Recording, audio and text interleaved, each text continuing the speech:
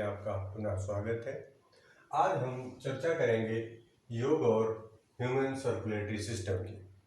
जैसा कि हम सब जानते हैं कि हम इस चैनल के माध्यम से लगातार आप तक योग और एनाटॉमी के बारे में जानकारी पहुंचाते हैं।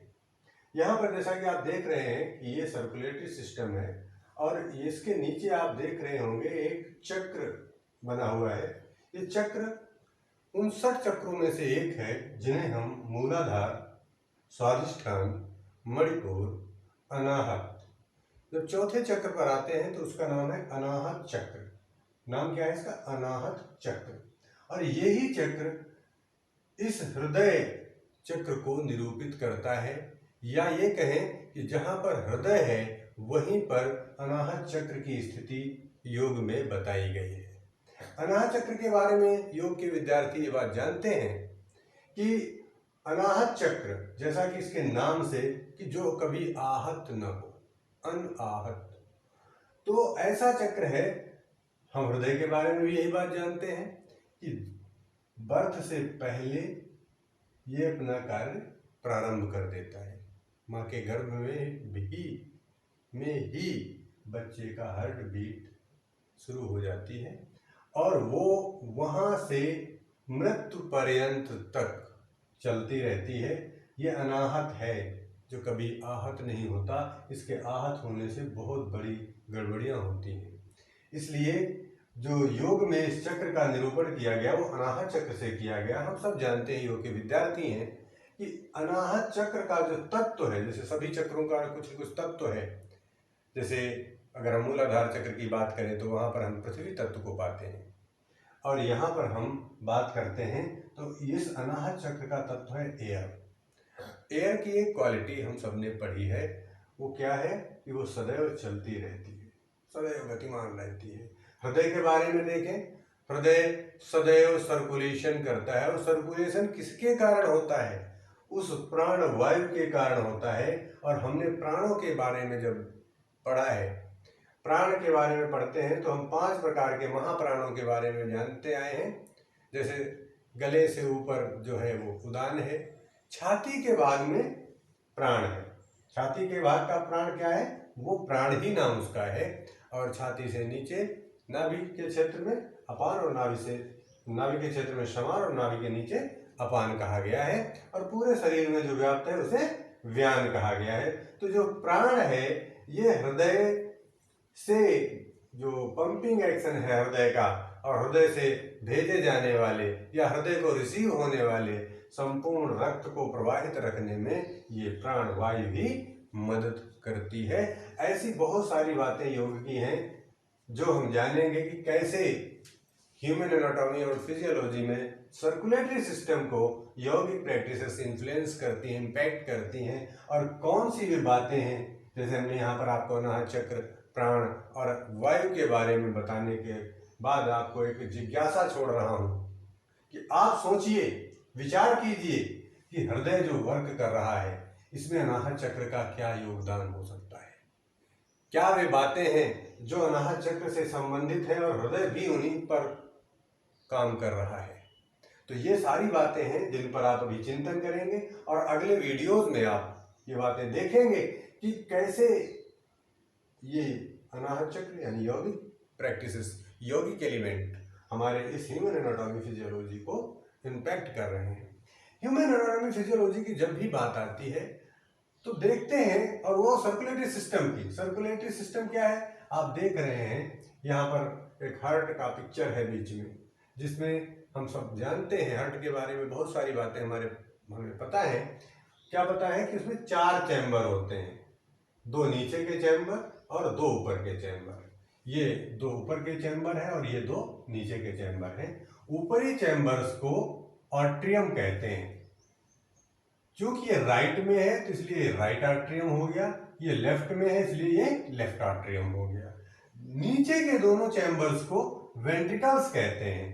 ये भी राइट में है तो राइट वेंट्रिकल हो गया, और ये लेफ्ट में है इसलिए ये लेफ्ट वेंट्रिकल हो गया।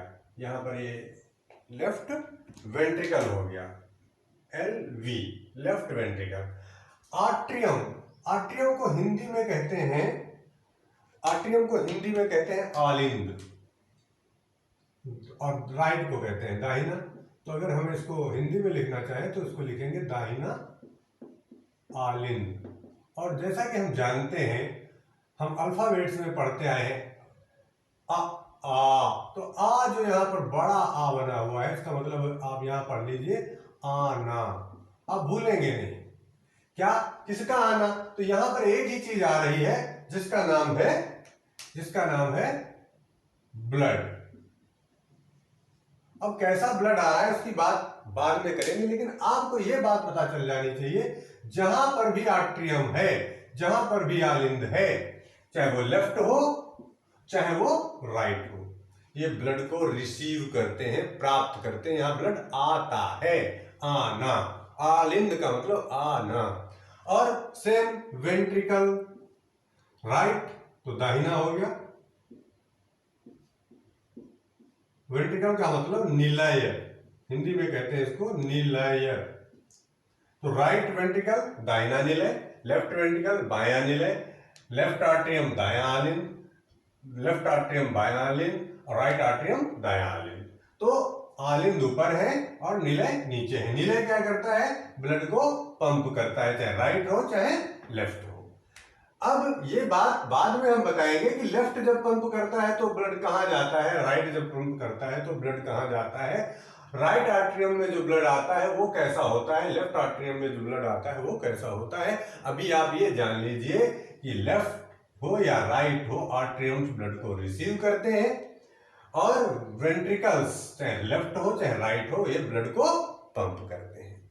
तो पहली बात जो अभी आपके समझ में आई होगी वो इतनी है कि अगर आलिंद की या आर्टरियम की बात आती है तो दिस रिसीव्ड ब्लड, और वेंट्रिकल्स की बात आती है तो ये पंप करते हैं। अभी जैसे आप इसके कलर से देख रहे होंगे, इधर आपको ब्लू कलर में दिख रहा है, इधर कुछ ब्लू कलर में दिख रहा है, रेस्ट आपको रेड कलर में दिख रहा है, और वो भी 50% पार्ट रेड में दिख रहा है, उसके बाद फिर ब्लू हो जा रहा है ना। आपने ये भी पढ़ रखा होगा कि इसमें दो प्रकार की आर्टरीज होती हैं, दो प्रकार की ब्लड वेसल्स होती हैं।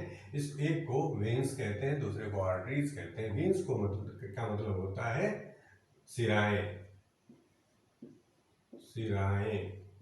और आर्टरीज का मतलब होता है धमनी।